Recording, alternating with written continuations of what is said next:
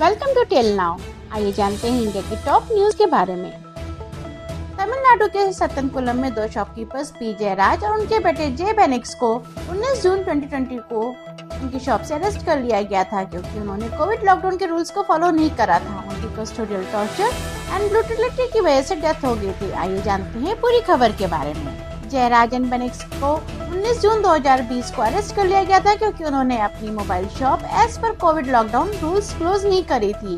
Covid एक महामारी थी जिसमें गवर्नमेंट ने देश के लोगों की जान बचाने के लिए होल कंट्री में लॉकडाउन लगाया था क्योंकि कोविड-19 एक टचेबल एंड हवा से फैलने वाली बीमारी थी। इसलिए मोदी गवर्नमेंट ने 6 to 7 मंथ्स का स्ट्रिक्ट लॉकडाउन पीरियड लगाया था जिससे इस वायरस को फैलने से रोका जा सके और मिनिमम ह्यूमन कैजुअलिटी हो देश में।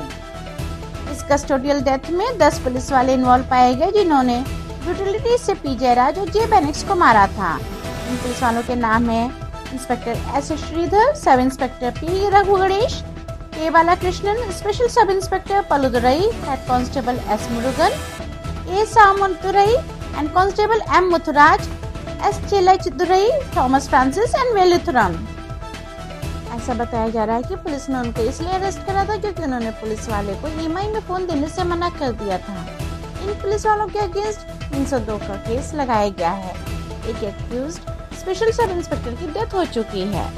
अकॉर्डिंग टू रिपोर्ट्स, उन लोगों को आईपीसी की धारा 188, 269, 294B, 353 एंड 5062 के अंदर अरेस्ट किया गया था। रिलेटिव्स के अकॉर्डिंग उनको अरेस्ट करके ब्रूटली मारा गया था। देन उनको ब्लीडिंग कंडीशन में ही सांताकुलम मजिस्ट्रेट के पास ले जाया गया जहां मजिस्ट्रेट ने उनको अगेन जुडिशियल कस्टडी में सेंड कर दिया था। उनको कविलपट्टी जेल में सेंड कर दिया गया था जहां उन दोनों की डेथ हुई।